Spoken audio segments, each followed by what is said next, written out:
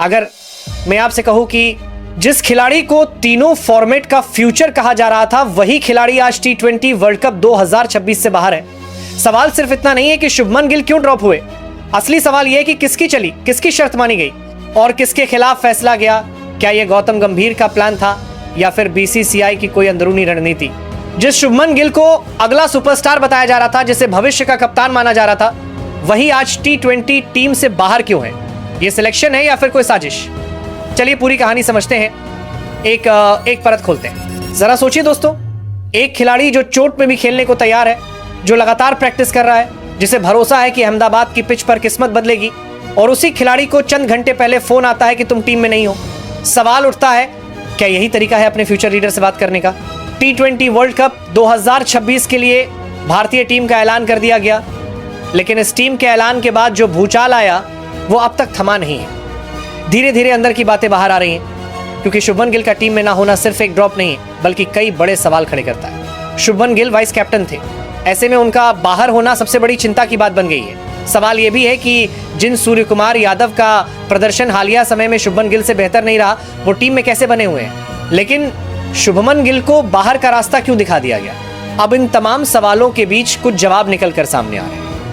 कुछ सीनियर खेल पत्रकारों ने ऐसी बातें बताई हैं जिन्हें सुनकर आप भी चौंक जाएंगे। आमतौर पर आप यही सोचते हैं कि सिलेक्शन में सबसे ऊपर चीफ सिलेक्टर अजीत अगरकर होते हैं, कोच गौतम गंभीर की भी बड़ी भूमिका होती है। लेकिन जब T20 वर्ल्ड कप 2026 की टीम चुनी गई, तब ना कोच की चली और ना ही चीफ सिलेक्टर की। फिर आखिर फैसला किसका हुआ? जवाब है सिलेक्शन कमेटी के बाकी 3 सदस्यों का। इस कमेटी में थे शिवम सुंदर दास, अजय राठौड़, रुद्र प्रताप सिंह और प्रज्ञान ओझा।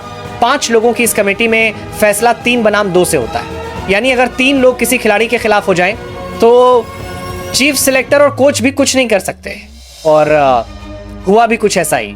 रुद्र प्रताप सिंह और प्रज्ञान ओझा काफी समय से खिलाड़ियों को बारीकी से देख रहे थे। सैयद मुश्ताक अली ट्रॉफी हो, रणजी ट्रॉफी हो या दूसरे घरेलू टूर्नामेंट, ये दोनों हर जगह नजर आए। उन्होंने ईशान किशन को करीब से देखा, स्काउट किया, परखा।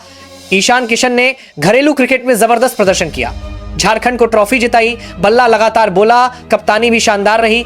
इसी वजह से इन दोनों सिलेक्टर्स ने ईशान किशन के नाम पर मुहर लगा दी। अब बात फंसी शुभमन गिल पर।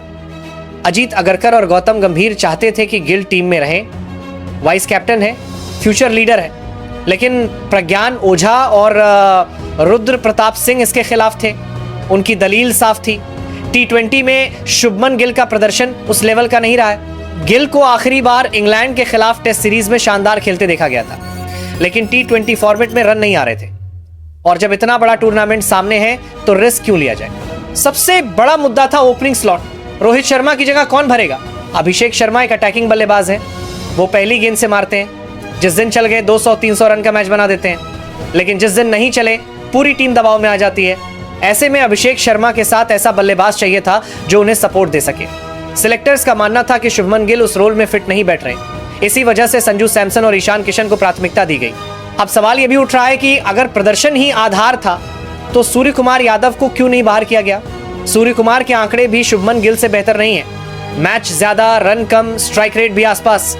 फिर कप्तान बने रहना किस आधार पर? यही सवाल अब सोशल मीडिया से लेकर क्रिकेट गलियारों तक गूंज रहा है।